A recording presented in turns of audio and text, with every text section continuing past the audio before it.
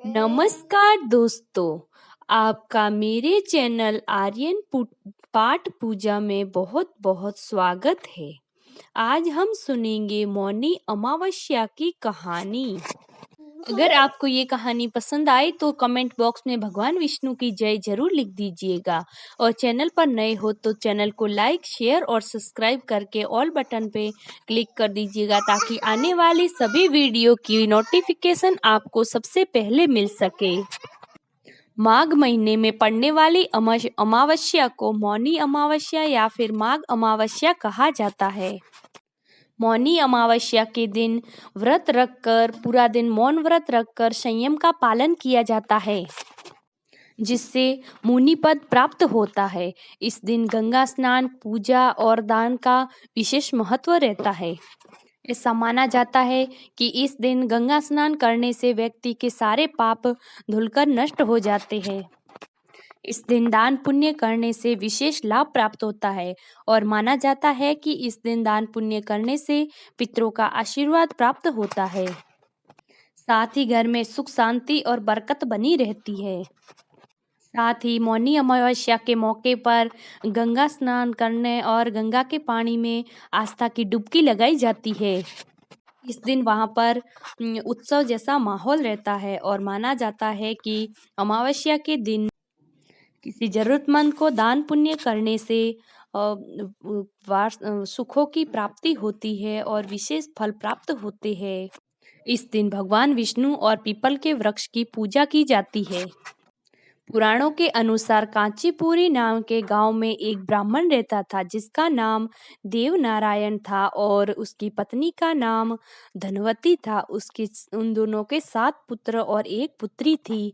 पुत्री का नाम गुणवती था। 7 पुत्रों का विवाह होने के बाद विवाह करके अपने सबसे बड़े बेटे को अपनी बहन के लिए वर खोजने के लिए बुलाया और फिर उसके पिताजी ने एक पंडित से उसकी कुंडली देखने को बोला। तभी उस पंडित ने उसकी कुंडली देखी और बताया कि आपकी पुत्री शादी होते होते बीच में ही विधवा हो जाएगी।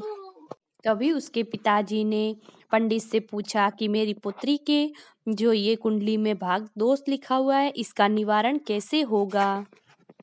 तभी पंडित जी ने कहा कि सोमा का पूजा करने से ये यद्यपि दुख दूर होगा। तभी उसने सोमा का परिचय देते हुए कहा कि सोमा एक धोबन है जो 7 समुद्र के पार रहती है। उसका निवास स्थान सिहलपुर है।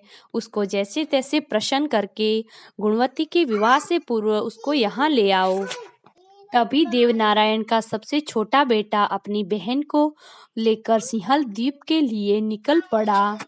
वो चलते चलते सागर के तट के पास जा पहुंचे। फिर वो दोनों सिंहल द्वीप जाने के लिए सागर पार करने के लिए सोचते सोचते वहीं पेड़ के नीचे बैठ गए। उस पेड़ के ऊपर गिद्ध का परिवार रहता था, लेकिन उस समय उसमें सिर्फ गिद्ध के 2 बच्चे थे और वो 2 बच्चे उन भाई बहन का क्रियाकलाप ऊपर से देख रहे थे।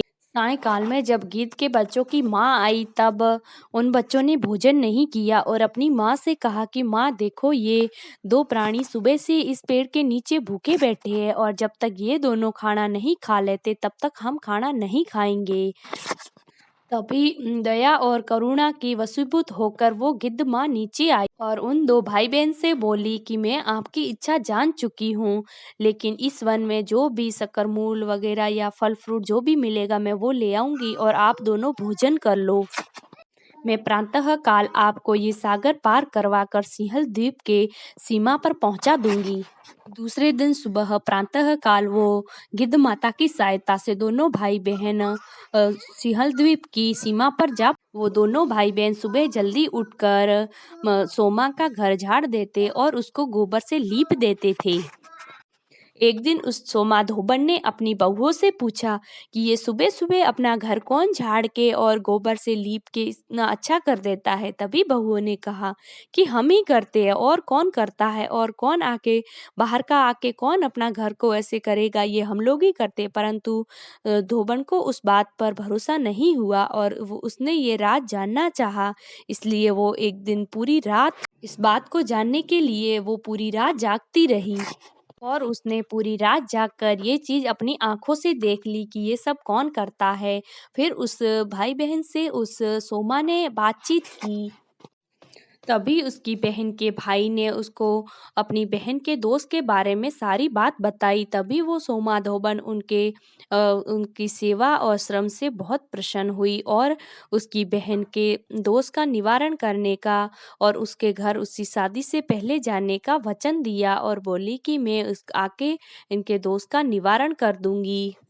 लेकिन उस बहन के भाई ने उस सोमा धोबन को अपने साथ चलने का आग्रह करने लगा और ज्यादा कहने से वो सोमा धोबन उनके साथ चलने को तैयार हो गई और जाते वक्त अपनी बहुओं से कहा कि अगर मेरी अनुपस्थिति में अपने घर में किसी का देहांत हो जाए तो उनका शरीर नष्ट मत करना, रख देना और मेरा इंतजार करना। ऐसा कहकर वो उस भाई के साथ कांचीपुरी पहुंच गई और दूसरे दिन सुबह ही गुणवती के विवाह का कार्यक्रम स्टार्ट हो गया और जैसे ही वो फेरे लेने लगी कि उसका पति खत्म हो गया और फिर सोमा ने अपने सारे पुण्यों का सारा पुण्य फल उस गुणवती के पति को सौंप दिया और जिससे वो वापस जिंदा हो गया और दोनों ने खुशी खुशी शादी कर ली और अपना जीवन व्यतीत करने लगे और उनको आशीर्वाद देकर सोमा धोबन वापस अपने घर जाने लगे। उधर गुणवती को सारा पुण्य फल दे देने से उसके पति जमाता और बेटे की मृत्यु हो गई। सोमा ने पुनः पुण्य फल संचय करने के लिए मार्ग में ही विष्णु भगवान की पीपल वृक्ष की छाया में विष्णु भगवान की पूजा करके और पीपल वृक्ष की 108 परिक्रमाएं लग गई जिससे उसके परिवार के सारे सदस्य जिंदा हो। जय हो भगवान विष्णु की। और आपको अगर ये वीडियो पसंद आया है तो कमेंट बॉक्स में भगवान विष्णु की जय जरूर लिख दीजिएगा।